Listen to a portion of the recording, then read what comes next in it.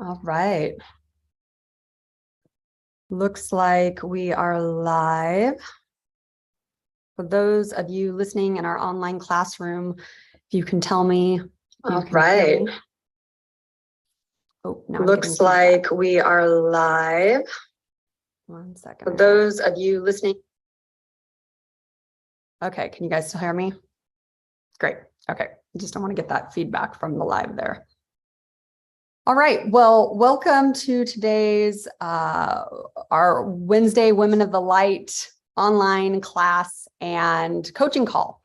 So for those of you who are listening from the coaching community, obviously we're going to stop this here in about 20 to 30 minutes, and we're going to go into our coaching part of it. But as a gift to our community, we like to do our classes live in public. And for those of you who don't know me, my name is AJ Bieber. I am an author, I am a public speaker, and I am a personal development coach. I help assist women to become their best possible self, both personally and professionally. So I like to talk about some of the topics that keep women from being their very best and stepping into a place of leadership in their life. So today, the topic that we're going to talk about is how to stop thinking about what they said. Okay, this is a hot topic. So whether it's been 14 minutes or 14 years, maybe you can't get over something that someone has said to you. Has that ever happened to you? That's what we're going to talk about in today's class. So as people are coming on, as you're starting to listen, I want you to bring some awareness to that. And in order to bring awareness to that, one of the things you can do, because we're talking about our thinking, to make it real is to go grab a pen and paper, because this is what's going to allow you to be able to look at this thought and start to bring some awareness to it, because we're going to cover 3 different things today. We're going to talk about number 1, why could this still be affecting you? Number 2, what can you do about it if it is? And then number 3, why is it happening for you? So we can't go into why it's happening for you just yet until we kind of get some, again, awareness. So grab a pen and paper. And what I'd like to do now is take us into an example, a story, so you can start to picture this, okay? Let's say you're having a great day. Everything's going well. And all of a sudden, somebody comes up to you. This could be a child. This could be a coworker. This could be your partner. This could be your boss. This could be your mother-in-law. This could be anybody, okay? And they come up to you and they say something to you. And perhaps what they say to you sparks some kind of emotion within you. Maybe it's anger. Maybe it's fear. Maybe it's sadness. Maybe it's judgment. Who knows what it sparks within you, but it affects you in some way, right? Now, we're going to talk about the things that hurt us. We're not going to talk about the things that affect us that are wonderful, because the things that are wonderful make us wonderful leaders out into our community. When people say things to us and we remember the good things that they say and the good words, those actually spur us on and motivate us. No, today we're going to talk about those things that have been said to us that have been hurtful, some of the things that might have been said to you. And how do you stop thinking about those things? Because those are the things that are blocking you from being your personal and professional best, okay? So in that story, if you can imagine yourself in that story, and maybe there's an experience that comes to your mind, maybe there's something that happened recently, or again, maybe it happened years ago. But go ahead and use this as an example as I start to break down why this is still affecting you. Okay, so maybe you've heard the term that hurt people hurt people. What does this mean? This means that if someone is hurting inside, often they will display that hurt to someone else in order to not carry it, that energy, any longer within themselves. Well, what happens when that situation occurs? Well, they've now taken that energy and they've dumped it onto someone else. Now, in some ways, they may think this makes them feel better, right? Energetically, they've transferred that to another individual. We've all done this. You've done this to others. Others have done this to you. I just want to kind of bring some awareness to what are the energetics that are actually happening. And so for a moment, the other person is left holding that hurt. Now, that hurt can affect you in several different ways. It can affect you, like I said, emotionally. It can bring up fear, it can bring up sadness, it can bring up anger, it can bring up all kinds of different things. But what's happening in that experience is you're being triggered to feel some kind of emotion from their words. Now, in a perfect world, let's say you are self-confident, you are on your path of leadership in your life, that whatever they said would probably just be water off a duck's back because you're in your zone. You're right. You're feeling good. So if someone says something to you and it can affect you from you being your personal best and your leadership, that means it's actually something within you that it's bringing up. Okay, so we're going to talk about this. We're going to talk about this energy dynamic of them transferring the emotion to you. How do you deal with it? Why is this happening? And why is it happening for you? Okay, so in the scenario that they've transferred something to you and it hurts, you're thinking about it. And you now have attached some kind of story, perhaps, of what it means about you. Can you see that? If you look down at your example, if you wrote that down and whoever that person was that might have said something hurtful, can you see how you had an interpretation of those words? And in that moment that it triggered something within you, be it that emotion, it's doing it for a reason. You're carrying that energy for a reason. So why is it still affecting you possibly today? It's because you're still thinking about it, okay? Energy is the information that is being transferred from one person to another. So in this experience, let's say it's a hurt individual that is saying hurtful words, it's because that person doesn't want to carry that any longer within them. So they transfer it to someone else. Well, then that person carries that energy and then they don't want to deal with it. So what often happens is when we're hurt, we then pass that on to other people. But the whole point is that if we are transferred something like catching a ball from someone else, right? We don't want to hold that ball if it's painful and it doesn't feel good. So the funny thing about this title about how to stop thinking about what they said, it's actually a little tricky because what we resist persists. So if you're sitting there thinking, I don't want to think about this, this is making me angry, this is making me feel uncomfortable, blah, blah, blah, then you're holding that ball and it's affecting you. And the more you think about, oh, I got to stop thinking about this, I got to move on, I got to do something different, I got to go distract myself, I've got to, whatever it is, it's still with you, okay? So imagine if you can accept that energy and see it for what it is, which is it's somebody trying to get rid of it, then for yourself, the piece that you can focus on about why it's affecting you is to say, okay, what can I do about this energy? If I know that I'm holding someone else's ball, and this really has nothing to do with me, but it's sparking something within me that's triggering a thought about myself, that is what's actually bringing up the pain, okay?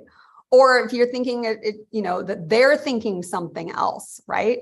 We're talking about thoughts, information, energy. If someone has transferred that to you and you now have a new thought about what it means, that means there's a story attached to it. And that's what's really creating the pain. Otherwise, like I said earlier, it would be just water off a duck's back. You'd move on and it wouldn't hurt. So this is what to do about it. This is to say, okay, this is what was said. but this is why it hurts. There's a difference, or this is why it creates fear. This is why it's making me angry, because there's another story attached to it. There's something else, because it can't trigger you if it isn't living within you. If you didn't already have this story on repeat, or you didn't already believe this on some level about yourself, their words can't do that, okay? Their words triggered something. So what to do about it? You hold that energy and then you say to yourself, or this is what I do and teach people to do, is to look at the other person and say, I'm not going to hold that energy. I'm going to love you. I'm going to send you good thoughts, or do something kind, or make some boundaries and cut the energy off to where you actually don't hold it. Okay.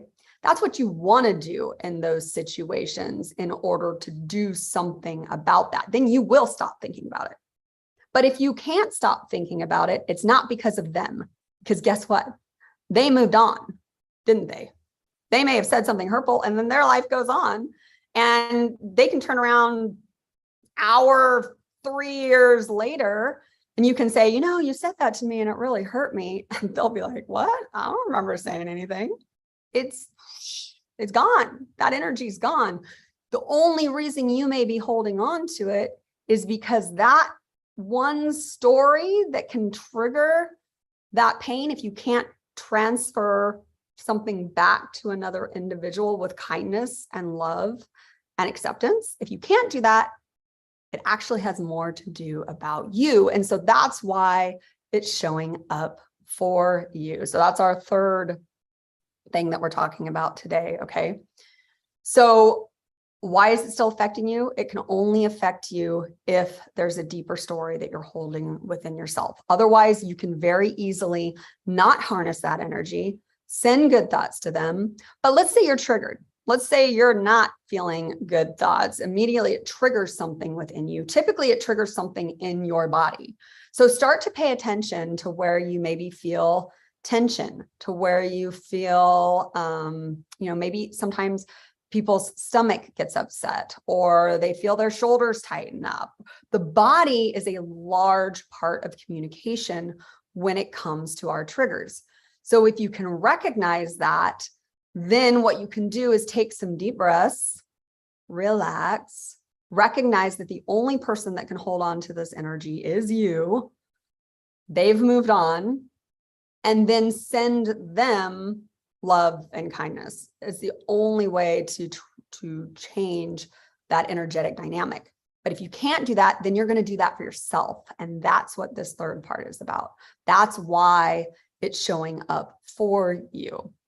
So in that case, once you've separated, and maybe you can write this down if there's something that's come to your awareness as somebody who said something hurtful. And in that moment, so let's go back to that scenario. You're feeling triggered. You're feeling, like I said, fear, anger, sadness, whatever it might be in that moment. The best thing to do is to say, okay, this person has triggered something in me. I'm going to separate myself from the fact that this person is the one who triggered it within me, meaning within me, it's already there. And I'm going to do something about this trigger. And in order to do something about a trigger, you have to be aware of what's creating the trigger in the first place, right?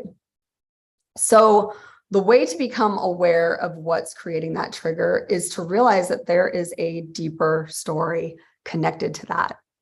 And this is what the energetic dynamics are happening. Okay, so I teach everything goes back to giving and receiving dynamics. Everything in this world is giving and receiving dynamics and energy when it comes to interpersonal relationships.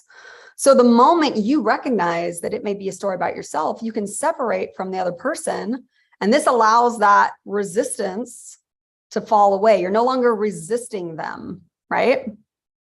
Which does that mean? That means that they've no longer transferred it to you. So what's that going to do? Energetically, they're going to have to hold the ball again, whether they know it or not.